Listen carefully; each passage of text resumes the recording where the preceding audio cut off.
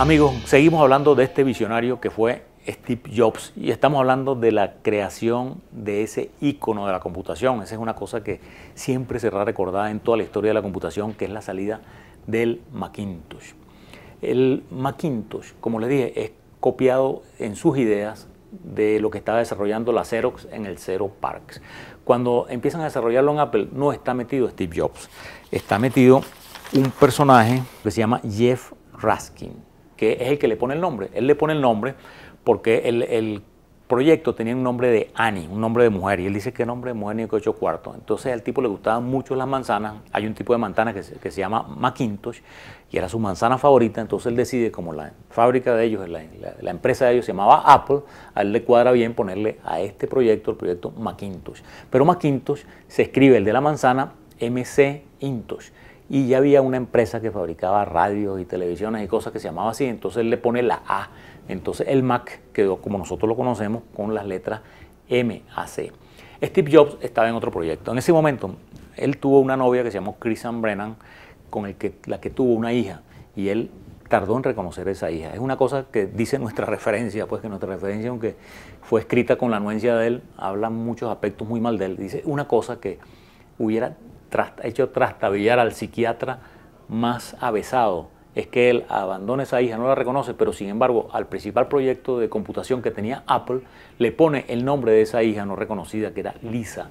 Entonces él estaba en el proyecto Lisa, pero él era tan quisquilloso y tan fastidioso, tan despótico, que lo alejan del proyecto Lisa y lo meten en el proyecto Mac. Y él termina desplazando a este Jeff Raskin. Él introduce una serie de innovaciones que realmente son importantes. Este Raskin se va de Apple y sí desarrolla lo que él quería, lo desarrolla en la Canon y fue un completo fracaso.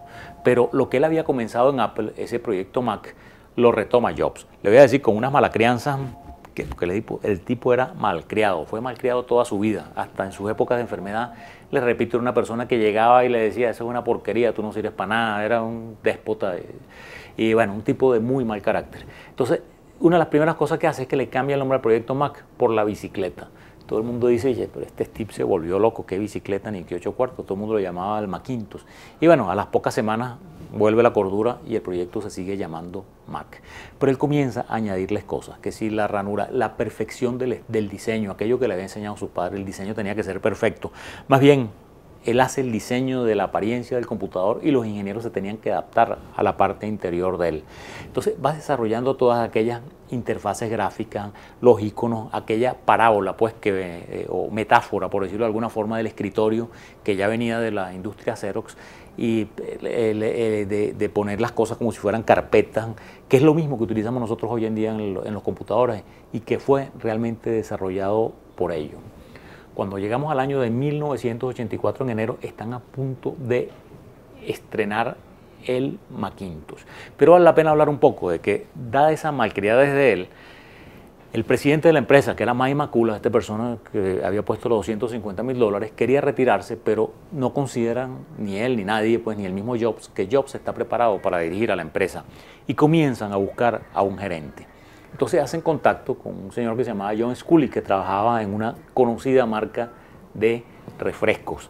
Y Steve Jobs se reúne varias veces con él y, vamos a decir, en el buen sentido de la palabra, sin ánimo de hablar mal de nadie, hay como un enamoramiento. Ambos se caen de maravilla. Pero este Sculley, bueno, tenía un buen puesto y tenía un buen ingreso y no estaba así tan fácil de convencer de que se viniera. Y lo convence Jobs por dos razones, básicamente, de que se venga. Una, que los hijos de Sculley admiraban a Jobs, los habían visto, eran muchachos que estaban al tanto de los adelantos tecnológicos y sabían que era el creador del Apple y una serie de cosas. Y cuando él comenta en su casa que él se va a reunir con Jobs, que le están ofreciendo trabajo, los hijos le dicen, oye, pero papá, si ese es un gurú, por usar algún término coloquial. Y la otra cosa es que Jobs le dice una frase que fue como un puñetazo en el estómago. Le dice, John, tú vas a pasarte toda la vida vendiendo agua con azúcar, porque a fin de cuentas eso es lo que son la mayoría de los refrescos, pues agua con azúcar, con gas y colorante. Le dice, en vez de venirte a trabajar conmigo, que estamos transformando el mundo. Porque él realmente tenía una ilusión. De las cosas más grandes que tiene Steve Jobs es que él amaba lo que hacía y que él sabía que estaba transformando al mundo. Y la esencia de lo que él hacía era producir productos, pues con todo lo redundante que suene, producir productos de calidad. Si se ganaba dinero, mejor todavía, pues era el mundo perfecto porque con ese dinero se podía mejorar la calidad de los productos. Pero en cambio este señor Sculley tenía otra mentalidad, pues era la mentalidad pues del vendedor de refrescos en todo caso, que lo que quería era hacer dinero. Y entonces contratan a este señor para presidente de la empresa, pero este señor no amaba lo que hacía la empresa. Él lo que estaba era pendiente de los negocios. Cuando el Macintosh se comienza a producir, se pensaba, cuando estaban Jeff Raskin a cargo del proyecto, que iban a hacer un computador del orden de los $1000. Con todos los cambios que mete Steve Jobs de diseño, de cosas, busca un procesador más rápido, o sea, más capaz, porque el procesador que tenía Raskin no hubiera soportado jamás todas las interfaces gráficas. Entonces se ocupa de que el procesador sea mejor y una serie de cosas. Y cuando va a salir a la venta, el precio que piensa Jobs que puede salir es un poquito menor de $2000.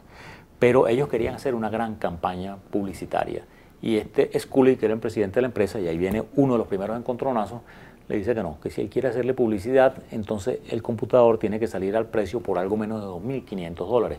Cuando los computadores de la competencia, los clon de IBM que llamaban, o los IBM, costaban la mitad que eso. Entonces Jobs se da cuenta que eso puede hacer fracasar el proyecto, pero bueno, el otro era el presidente, ahí hay un desacuerdo, pero eso es lo que se logra.